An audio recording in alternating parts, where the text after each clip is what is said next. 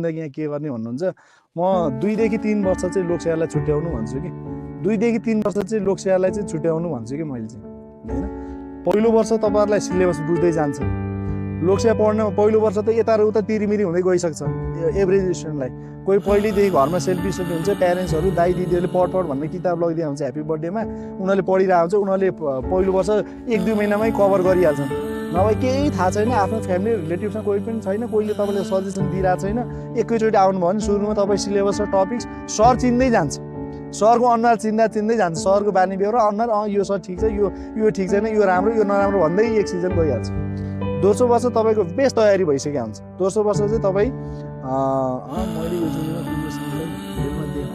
पाइन्छ सबले पाइन्छ अनि दोस्रो वर्ष चाहिँ तपाईँ एकदम बेस्ट तयारी भइसकिहाल्छ नाम निस्किहाल्छ कि 8 महिना 10 महिना तयारी गर्ने अब नाम निस्किनु सुरु हुन्छ कि र कहिलेकाहीँ अब भाग्यले साथ दिएन पढेका क्वेसन आउँदैनन् हाम्रो मेहनत फर्स्ट हो मेहनत पहिलो प्राथमिकता हो दोस्रो चाहिँ लकले पनि भर पर्छ लक अब तपाईँले 10औं 20औं हजार क्वेसन पढ्नु हो इक्जाममा आएका ती 25 वटा 50 वटा क्वेसन जिन्दगी नदेखेका क्वेसन देखियो भने काम छ त कोले गर्छ त्यो तपाईहरुले भन्ने मात्र हैन त्यो कसैको पनि मिल्दैन कि त्यो सरहरु कसैको पनि मिल्दैन कि हामीले हजारौं हजार क्वेसनहरु हेरिसकेका हुन्छ हैन हजार सयौं प्याटर्नहरु दिमागमा हुन्छ तर जिन्दगी कहिले प्रयोग नभएको प्याटर्नको क्वेसन आइदियो अब कसको आउँछ कसैको पनि मिल्दैन त्यसमा चित्त दुखाउनु हुँदैन त्यो कतिको ब्याड लक हुन्छ के ब्याड लक चाहिँ 4-5 वर्ष सर म लागिरहे भएन भन्छ नि त्यो ब्याड लक हो के त्यही चाहिँ पढे हुन्न त्यही चाहिँ आइदिरा हुन्छ त्यही चाहिँ छोडे हुन्छ त्यही चाहिँ आइदिया हुन्छ हैन हो त्यस्तो ब्याड लक पनि हुन्छ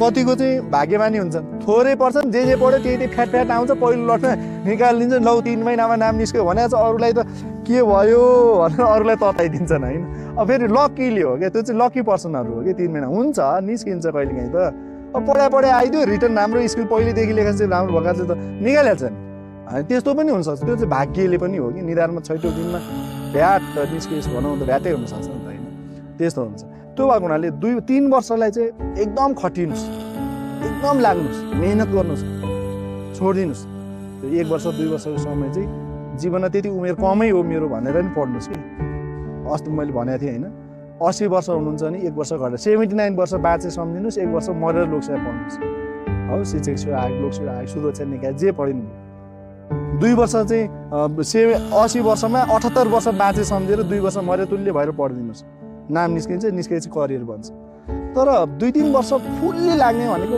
मैले भनेको स्टाइल भनेको चाहिँ फुल्ली हो कि फेरि अब म सर कुबेर सरले भनेको छ 3 वर्ष भनेको छ भनेको 3 चोटि फर्म भर्नुस् भने होइन कि मैले 3 पटक फर्म भर भनेको होइन 3 वर्ष म्याक्सिमम 3 वर्ष भनेको छ 1 वर्ष हो मेरो चाहिँ 6 देखि 8 महिनादेखि तपाईको नाम निस्किन सुरु हुन्छ अब कतिपय पोस्टिङ हुँदै जानुहुन्छ हैन नसक्दा कहिलेकाहीँ ब्याड लक हुँदा 3 वर्षसम्म चाहिँ तपाई म्याक्सिमम 3 वर्षसम्म मरेर लाग्नुस् निरन्तर लाग्नुस् कि त्यो दशैं तिहार बिदा यो होली छठ अब मलाई त्यो बार कति त्यो हाम्रो प्याक टाइम हुन्छ नि क्लासको त्यो दिमागमा बार पनि थाहा हुँदैन कि आज हिजो पनि यही थियो आज पनि यही हो भोलि पनि यही हो त्यो एकोरो काम गर्दा तपाई त्यो बार पनि याद हुँदैन कि साच्चै हो मैले अनेस्टली गफ दिए हैन एकोरो काम गर्नुस् अरु काममा मात्रै ध्यान दिनुस् त त्यो बार पनि याद हुँदैन जिन्दगीमा तपाईलाई आइतबार हो कि शनिबार हरेक बार शनिबार जस्तो बार बनाएर बबा तरिकाले पढ्नुस् म्याक्सिमम 3 वर्ष पढ्नुस् भएन भने चाहिँ अर्को करियरमा सिफ्ट हुनुस्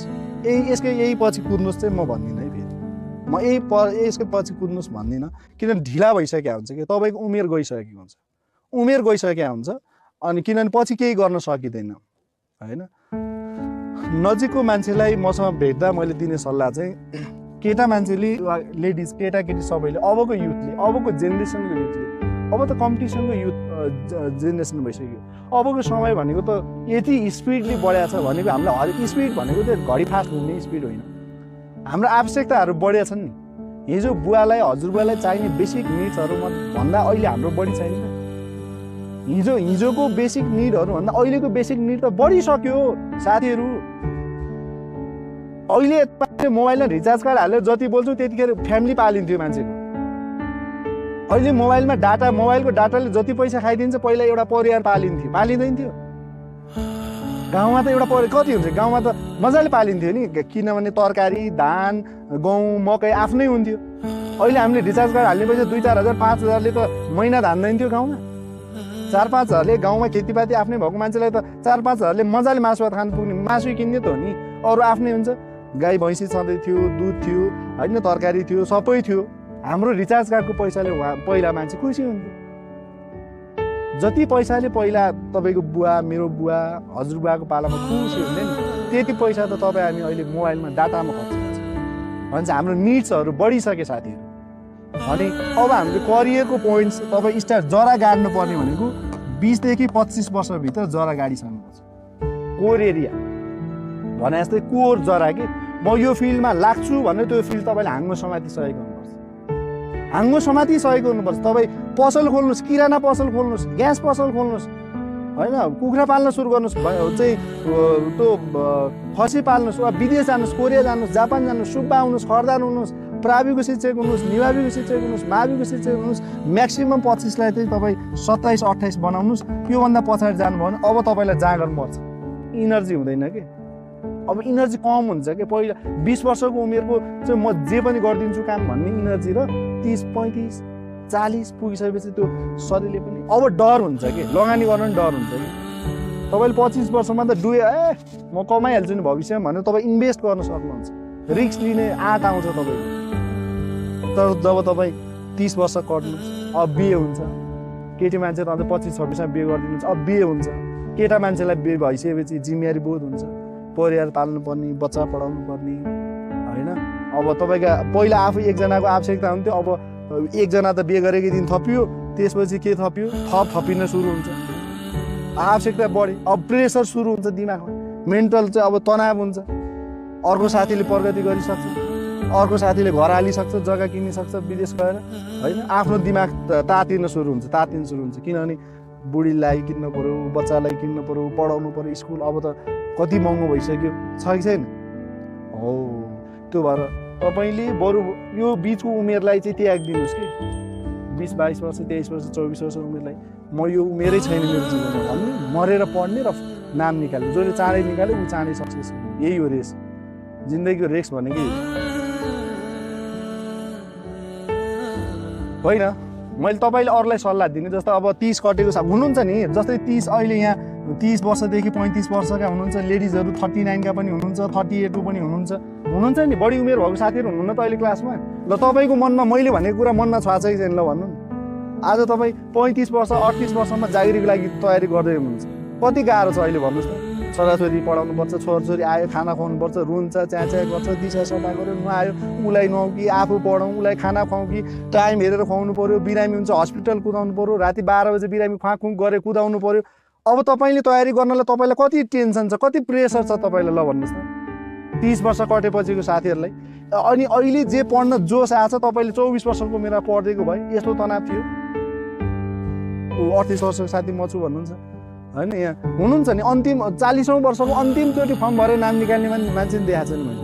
हाम्रो विजय सरै हुनुहुन्छ यहाँ पढाउने, अफिसर पढाउनु छ। 35 वर्षको अन्तिम 2-3 दिन अगाडि पुगेर फर्म भरेर नाम निकालेर उपसचिव भइसक्नु हुनुहुन्छ नि। तर मैले भन्न खोजेको त्यतिखेरको त्यो प्रेसर तपाईँलाई कति धेरै हुन्छ कि म्यानेज गर्न कति। 19 वर्षको साथी हुनुहुन्छ भरतजी, अब अहिले 19 वर्षको मान्छे पनि तयारी गर्दै हुनुहुन्छ, यहाँ 39 वर्षको मान्छे नि सँगै हुनुहुन्छ। ल हेर्नुहोस् त, 19 दुना 38, डबलभन्दा जेठो मान्छे हुनुहुन्छ। 19 वर्षको मान्छेले त अहिले मेरो 19 देखि 20 वर्षसम्म उमेरै छैन, यो 1 वर्ष उमेर भगवान्ले मेरो लागि गायब सिद्धियो। यहीँ पढ्ने, यहीँ नाम निकाल्ने साथी जतिखेर पढ्न सुरु कति पीडा छ ल हेर्नुहोस्। दुःख पाएर पढ्न आएको नि, करोडपतिको छोराछोरी कोही पढ्न आएको छैन नि त, हामी केही गर्न सक्यो हुन्थ्यो भनेर आएको त नि होइन। अनि ल हेर्नुहोस् त, तपाईँको डबल उमेर भएको साथीहरू अहिले लाग्दै हुनुहुन्छ। जुन कुरा तपाईँ आज सक्सेस हुन सक्नुहुन्छ यदि मेहनत गर्नुभयो। 18 वर्षकै मान्छे हो परमेश्वरजी, म 18 वर्षकै छु सर भन्नुभएको छ। तपाईँ सम्झिनुहोस्, आज तपाईँ 18 वर्षमा लाग्दै हुनुहुन्छ। आज हेर्नुहोस् त, यो तपाईँसँग साथी 18 दुना 36 भन्दा बढी वर्षका मान्छे यहीँ हुनुहुन्छ। तपाईँले अब यो देखेर यो 38 वर्षको चाहिँ तपाईँको बुवाको उमेरको मान्छे यहाँ सँगै हुनुहुन्छ, अङ्कलको उमेरको मान्छे अङ्कलहरू यहाँ सँगै हुनुहुन्छ, आन्टी सँगै हुनुहुन्छ भने यो अङ्कल आन्टीको उमेरमा पुगेपछि पढ्ने कि अहिले म बरु 18 देखि 20 भित्र जागिरी खान्छु भन्नुभन्दा यहाँ पेन्सन हुने बेला हुन्छ। पेन्सन हुने बेला हुँदैन, रिल्याक्स पारेर खान पाइन्छ, अरू काम गर्न पाइन्छ। त्यो चाहिँ तपाईँले फिल गर्ने बाध्यताले हो नि त। 37 वर्षको मान्छे विदेश गएर विदेशमा पढेर नाम निकालेको साथीहरू हुनुहुन्छ, विदेशमै कतारमा पढेर गत वर्ष नाम निस्क्यो। सोच्नुहोस् न, बाध्यताले होइन कतार जाने। रहरले म इन्जोय गर्छु भनेर दुबई कतार कोही जान्छ, मलेसिया कोही जान्छ? त्यहाँ त यहाँ खान गाह्रो भएर नेपालमा चाहिँ अलिकति ऋण तिर्न सकियो, अलिकति केही जोड्न सकियो, सम्पत्ति जोडिएला, केही छैन भनेर कतार दुबई गएको होइन। कतारमा बसेर काम गर्ने मान्छे अनलाइन पढेर यहाँ आएर इक्जाम दिएर नाम निकाल्छन्। यो त मनमा रियलाइज गर्नुहोस् हेर्छ। तपाईँ मनमा तपाईँ आफ्नो लागि मात्रै रियलाइज गर्नुहोस् कि संसारमा कसैको लागि तपाईँले नाम निकाल्नु पर्दैन। आफ्नो लागि, आफ्नो लागि मात्र नाम निकालिदिनुहोस्, पुग्छ। तपाईँले कुबेर सरको लागि निकाल्नु पर्दैन, तपाईँको बुवा मम्मीको लागि निकाल्नु पर्दैन। बुवा मम्मीको त उमेर सिद्धि, अब तपाईँले गरे पनि तपाईँले नयाँ नयाँ ल्याएर जिन्सको प्यान्ट यहाँ ग्रन्च भएको प्यान्ट ल्याइदियो बुवाले लाउनुहुन्छ। तपाईँले मम्मीलाई चाहिँ अब नयाँ नयाँ ल्याइदिउँ होला कुर्ता सुरुवाल, मम्मीले त्यति लाउनु म रुचाउनुहुन्न। त्यही आफ्नो गुन्ने चोलो छँदैछ, साडी छँदैछ, आफ्नै जे छ त्यो एक्स्ट्रा तपाईँले किनेर ल्याएको त लाउनुहुन्न नि। उहाँहरूको एउटा त्यो फेजै सिद्धिसकेको हुन्छ कि उमेर चाहिँ, त्यो रहरका उमेर गइसकेको हुन्छ।